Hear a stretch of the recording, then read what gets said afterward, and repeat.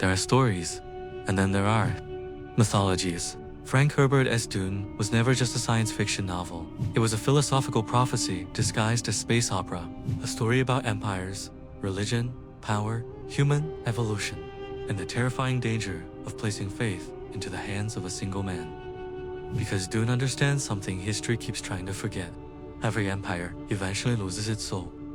At first, empires are born from purpose, from survival, from vision, from the desperate need to build something greater than chaos. But over time, purpose becomes ritual, ritual becomes control, and control becomes emptiness. The rulers no longer remember why the empire was built in the first place. They only know how to maintain it, and that is the tragedy of civilization. This is why the world of Dune feels ancient, even though it exists thousands of years in the future, because Frank Herbert was not writing about tomorrow. He was writing about humanity itself. Religious decay in Dune. Empires do not suffer emptiness of purpose at the time of their creation. It is when they have become established that aims are lost and replaced by vague ritual. I'm so much excited to see how Dune Part 3 will unfold the book and the concepts of Messiah.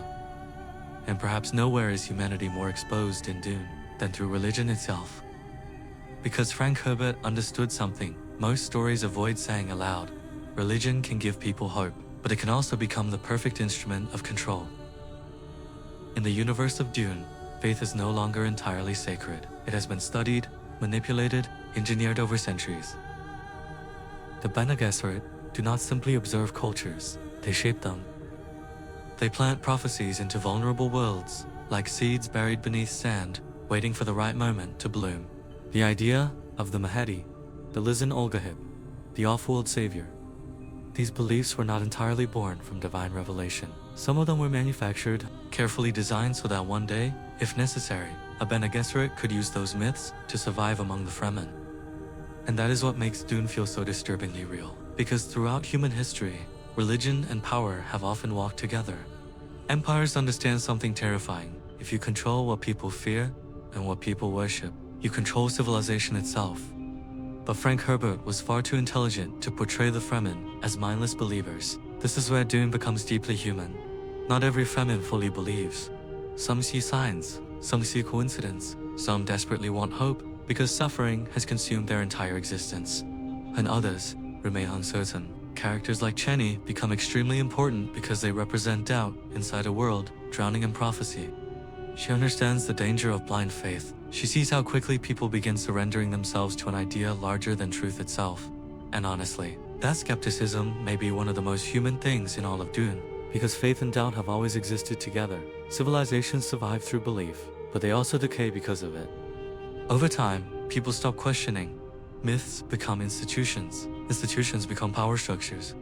And eventually, religion stops being a path towards spiritual understanding and becomes a mechanism of obedience. This is why the world of Dune feels spiritually exhausted. The galaxy is ancient, its systems are ancient, and most important, its fate is ancient. Everything feels trapped inside traditions nobody fully understands anymore. People continue repeating rituals long after forgetting why those rituals even began.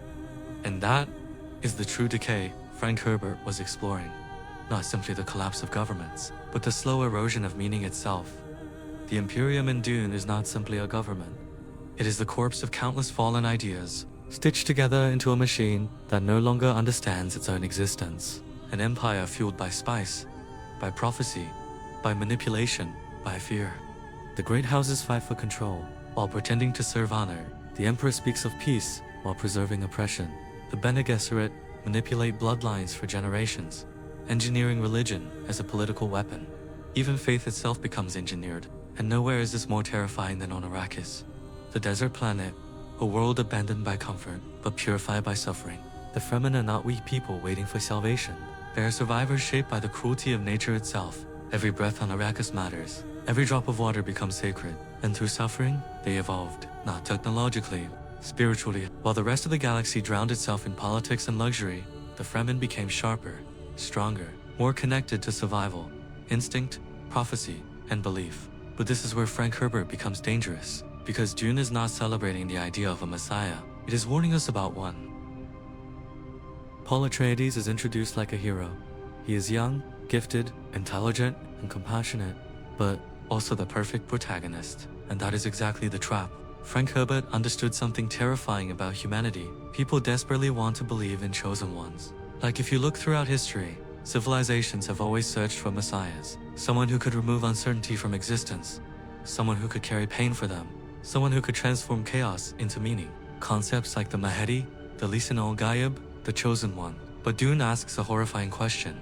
What if the Messiah is not salvation, but the beginning of catastrophe? The prophecy of the Lisan al-Gaib was never entirely natural. It was planted, manufactured through generations of Bene Gesserit manipulation.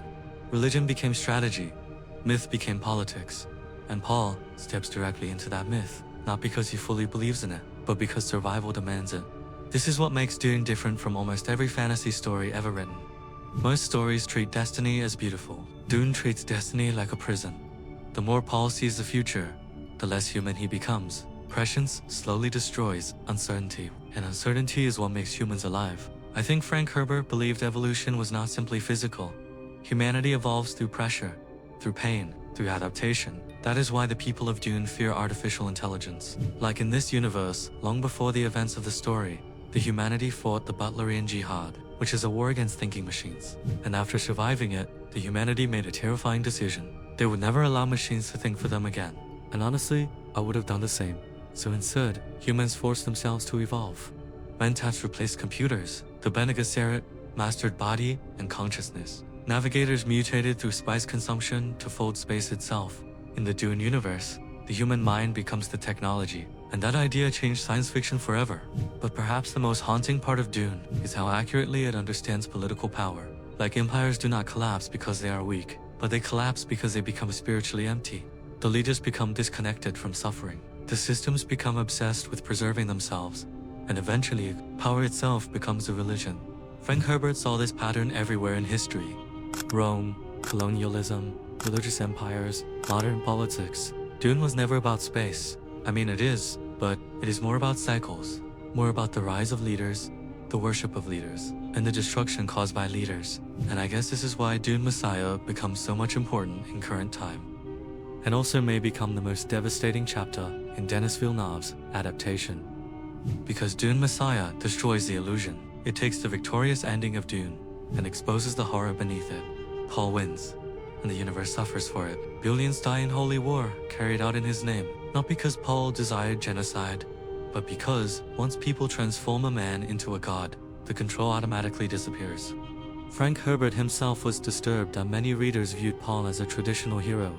He later emphasized that Dune was a warning against charismatic leaders and hero worship. And this is exactly why Denis Villeneuve's adaptation feels so powerful. Villeneuve understood the soul of Dune. He understood that this was never Marvel-style wish fulfillment. It was tragedy. Notice how slowly he captures Arrakis. The dominance, the scale, the spirituality of the desert. The films feels like deep, slow breaths. They do not rush, because Dune is not meant to feel like content. Again, I mean, it is a content, but these films, they are meant to feel mythological. Even the ending of Dune, Part 2 refuses to celebrate Paul completely. Through Cheney's perspective, Villeneuve reminds us that something terrifying has begun. And honestly, that is why Dune Part 3 excites me so much. Because Dune Messiah may become the moment mainstream audiences finally understand what Frank Herbert was truly trying to say. The Messiah is not the ending of the story. The Messiah is the beginning of the nightmare. And maybe that is why Dune still feels timeless today. Because humanity is still searching for saviors, still worshipping power, still repeating the same cycles over and over again. Thank you for watching. Please subscribe to stay with us. And also, like and share with fellow Arrakis people.